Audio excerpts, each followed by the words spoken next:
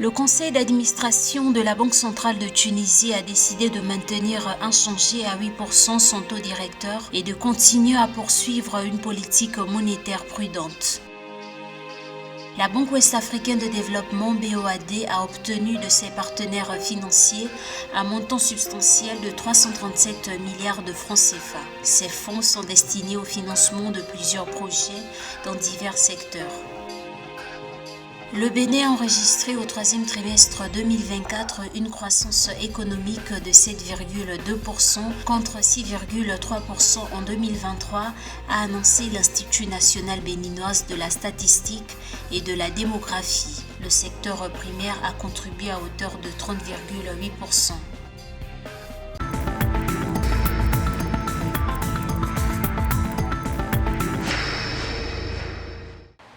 La Banque centrale de Tunisie a décidé de maintenir inchangé à 8% son taux directeur et de continuer à poursuivre une politique monétaire prudente. Un communiqué publié sur le site officiel de la Banque centrale à l'issue de la réunion tenue samedi 28 décembre 2024 de son conseil d'administration révèle l'information.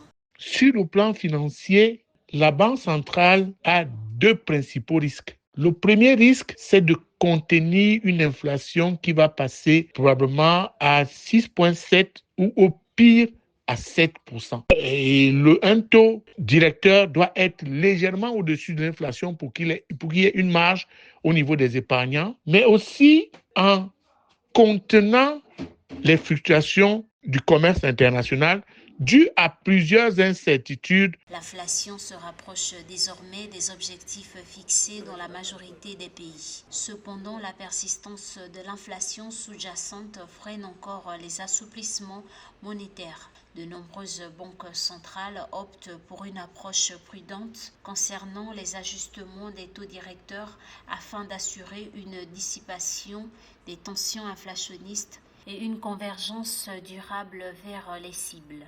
Le fait de maintenir le taux à ce niveau-là montre qu'en fait, il y a une amélioration légère des indicateurs et que c'est une manière de réguler notamment l'inflation. Et c'est vrai, tous les Tunisiens le constatent, il y a moins de flambée de prix. Donc les Tunisiens voient stabiliser les prix dans leurs achats quotidiens et de ce point de vue ça montre en fait qu'il y a peut-être assez en trompe-l'œil une certaine maîtrise des indicateurs. Selon les experts, l'apaisement des tensions inflationnistes et l'assouplissement monétaire dans les principales économies devraient soutenir la croissance économique qui a fait preuve de résilience en dépit d'un contexte international marqué par une multitude de crises et entouré d'incertitudes.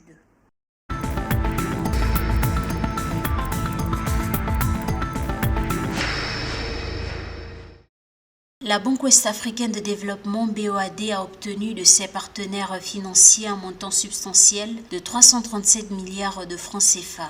Ces fonds sont destinés au financement de plusieurs projets de développement dans divers secteurs d'activité stratégiques. Il s'agit dans le détail d'un montant de 65,59 milliards de francs CFA octroyé par la KfW au titre d'une 5e ligne de crédit pour le financement des micro, petites et moyennes entreprises. Ces fonds seront transmis aux banques, établissements financiers à caractère bancaire et institutions de microfinance de crédit de l'UEMOA qui à leur tour accorderont des prêts aux PME.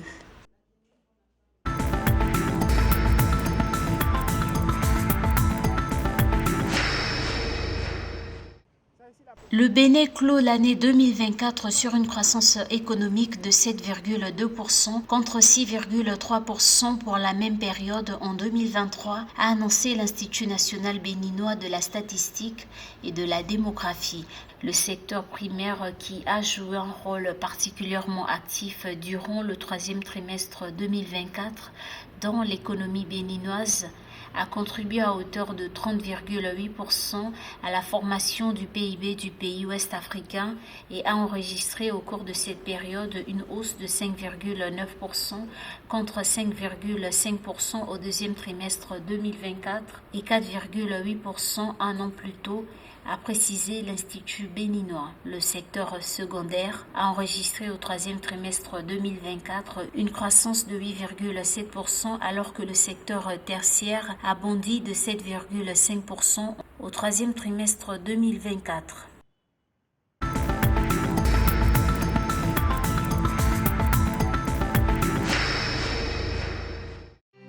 Un budget de 10,615 milliards de francs CFA, soit environ 16 millions de dollars, a été approuvé par la République du Congo pour revitaliser et moderniser son réseau de transport.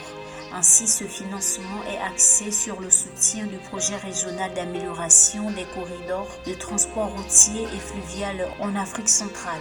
L'approbation de ce budget a été officialisée lors d'une réunion du comité de pilotage qui s'est tenue le 24 décembre 2024 à Brazzaville, soulignant l'urgence de cette initiative pour le développement économique et social de la région.